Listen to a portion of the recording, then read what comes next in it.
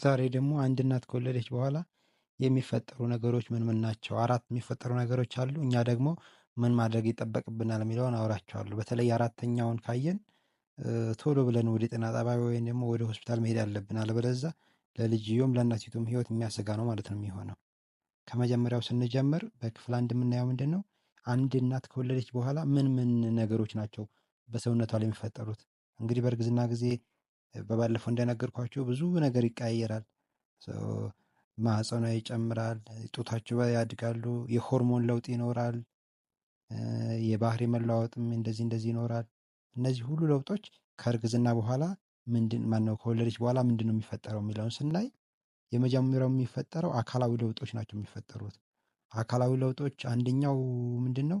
ከማህፀን ፈሳሽ ይኖራል። ከማህፀን ፈሳሽ እስከ 6 ሳምንት የሚቀጥል ነገር ሊሆን ይችላል ፈሳሹ ማለት ነው። በመጀመሪያው 5 ቀን ባለው ቀይ ያው በማህፀን ከወለደች በተለይ ያው የተወሰነ የቀረ ደሞች ይኖራሉ ማህፀን ውስጥ የተወሰነ ደግሞ ቲሹዎች ይኖራሉ። እነሱ አንድ ጋር ይወጣሉ በማህፀን ማለት ነው። ስለዚህ እስከ 5ኛው ቀን ባለው ቀይ ነው የሚሆነው ማለት እንደ የወር አበባ ሊሆን ይችላል መልኩ ማለት ነው። ከ10ኛው ወይ ከ12ኛው ቀን በኋላ ደግሞ ቀይ መሆኑ ይቀርና ብራውን ይሆናል። የተወሰነ ነጣ ይላል። ይሄም የተወሰነ ሳምንት ሊቆይ ይችላል። ከዛ ደግሞ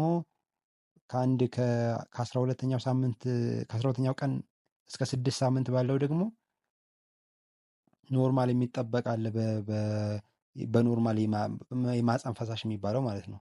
በኖርማል በማንኛውም ሴት ላይ ፈሳሽ አለ። እሱን የሚመስል ነጭ ፈሳሽ ይኖራል። ይሄ ኖርማል ነው። ስለዚህ አንደኛው የሚጠበቀው የማህፀን ፈሳሽ ነው ማለት ነው። ሁለተኛው ደግሞ ማህፀን ነው። ማህፀን ራሱ ማለት ነው። በእርግዝና ጊዜ በጣም ልጁን በጠቅልሎ ለመያዝ በጣም መጠኑ ይጨምራል። ይሄ ወደ ኖርማል ለመመለስ ጊዜ ይወስድበታል። ከ6 እስከ 8 ሳምንት ባለው ወደ ኖርማል ከእርግዝና በፊት እንደነበረው ሊመለስ ይችላል ማለት ነው። ሌላኛው ደግሞ በሶስተኛ የሚፈጠረው አካላዊ ለውጥ ምንድን ነው? ክብደት ነው። በእርግዝና ጊዜ እንግዲህ በጣም ክብደት ትጨምራለች በእናቲቱ ማለት ነው። በአንደኛ በፅንሱ ምክንያት፣ በሁለተኛ ደግሞ በእርግዝናው ማለት በእንግዴ ልጁ ምክንያት፣ ሌላም ደግሞ የሰውነቷ እብጣትም ሊኖር ይችላል። እሱም ተከትሎ በጣም ሰውነቷ ክብደቷ ይጨምራል። ከወለደች በኋላ ግን ያ ሁሉ ይሄ ልጁም ስለሚወጣ እንግዲህ ልጁም እብጠቱም ስለሚቀንስ ክብደቷ ይቀንሳል። ግን ወደ ከእርግዝና በፊት ለመመለስ ሳምንታት ወይም ወራት ይፈጃሉ። ይሄ ግን የእሷን እንቅስቃሴ እና አመጋገቧን ይወስነዋል።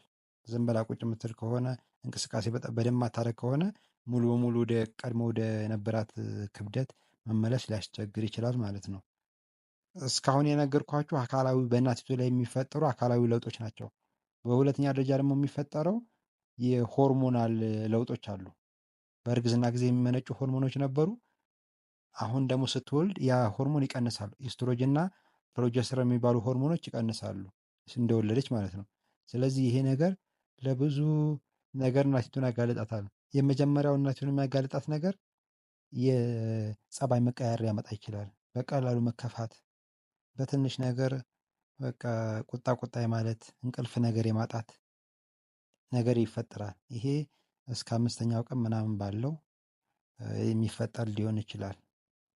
ከ5ኛው ቀን እስከ 2 ሳምንት ምናምን ባለው ሊፈጠር ይችላል። ይሄ ደግሞ ፖስት ፓርተም ብሉ ይባላል።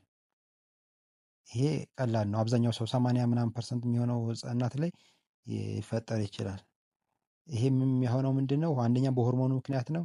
ሁለተኛ ደግሞ ኢንቫይሮመንታችን ጥሩ ቤተሰብ ማለት ሰፖርት የሚያደርገ የሚደግፈን ሰው ከሌለ በቀላሉ ልንበሳጭ ሊከፋን ይችላል። ስለዚህ እሱን ነገር በዚህ ምክንያት እንደዚህ አይነት ጸባይ መቀየር ወይም ደግሞ የሙዳችን በቀላሉ ሊቀያየር ይችላል። ይሄንኛው ለክፉ አይሰጥም። ወዲያውኑ በ2 ሳምንት ውስጥ ይጠፋል ወይም ደግሞ ይቆማል ማለት ነው። ነገር ግን ይሄ አልቆም ብሎ ወደ ሁለተኛው ደረጃ ሊሄድ ይችላል። ሁለተኛው ደረጃ ደግሞ ተስፋ የመቁረጥ ማለት ህይወት ትርጉም የለውም ብሎ ማሰብ፣ አንዳንዴ ደግሞ ከከፋ ራስን እስከ ማጥፋት ስሜት፣ እንደዚህ ነገር ሊኖር ይችላል። ይሄ ደግሞ ፖስት ፓርተም ዲፕሬሽን ወይም ደግሞ ድብርት ይባላል እዚህ ደረጃ ላይ ከደረሰ። ይሄ ደግሞ ከከፋ ሌላኛው ደረጃ ደግሞ ምንድን ነው? የሌለ ድምፅ ሊሰማን ይችላል። ማለት ሰዎች ሳይናገሩ እንደተናገሩ ሊሰማን ይችላል። በአካባቢያችን የሌለ ነገር ሊታየን ይችላል። በጆሮአችን ድምፅ ሰው ሳያወራ እኛን ግን ሊሰማን ይችላል። ስለዚህ ለምሳሌ አሁን እከሌ ሊገልሽ ነው ይፈልግሻል፣ ወይም ደግሞ እከሌ እኮ እንደዚህ እንደዚህ ብሎሻል፣ እንደዚህ አይነት የሚል ድምፅ ሊሰሙ ይችላሉ ማለት ነው እናቶች። በዚህ ደረጃ ከደረሰ ፖስት ፓርተም ሳይኮሲስ ይባላል። እና ደግሞ ህፃኑንም መንከባከብ በዚህ ሰዓት ህፃኑንም ለመንከባከብ ፍላጎት አይኖራቸውም። እንደገና ደግሞ ህፃኑም ሲያድግ ሊጎዳሽ ይችላል፣ ስለዚህ የሆነ ነገር ብታደርግ ይሻላል ሊላቸው ይችላል። ማለት እስከ ህፃኑንም እስከ መግደል ድረስ ይደርሳሉ አንዳንዴ ማለት ነው። ምክንያቱም በጆሯቸው የሚነግራቸው ነገር ስላለ ማለት ነው። ስለዚህ ይሄ ሁሉ ነገር አንዳንዴ አሁን አይታችሁ ከሆነ እና ልጇን ገደለች ምናምን ይባላል አይደለ? ምን አይነት ጨካኝ ነች ምናምን፣ ግን ሰው አልተረዳላትም ማለት እንደዚህ ታማ መሆኑን በአእምሮ ህመም መሆኑን ብዙ ሰው አይረዳም ማለት ነው። ጭካኔ ነው የሚመስለው። ስለዚህ እንደዚህ አይነት ነገር የሚፈጠር ከሆነ በተለይ አሁን ሁለተኛውና ሶስተኛው ማለት ተስፋ መቁረጡ እና የአለመኖር ፍላጎት ወይም ደግሞ ራስን ለማጥፋት እንደዚህ አይነት ስሜት ካላቸው እና ደግሞ ድምፅ የሚሰሙ ከሆነ የሌለ ድምፅ፣ እነዚህ ሁለቱ ከተፈጠሩ ቶሎ ብለን ወደ ሐኪም ጋር ማሳየት ያስፈልገናል። ምክንያቱም ዝም ከተባለ ራሳቸውንም ቤተሰባቸውንም ልጃቸውንም ሊጎድ ስለሚችል ማለት ነው።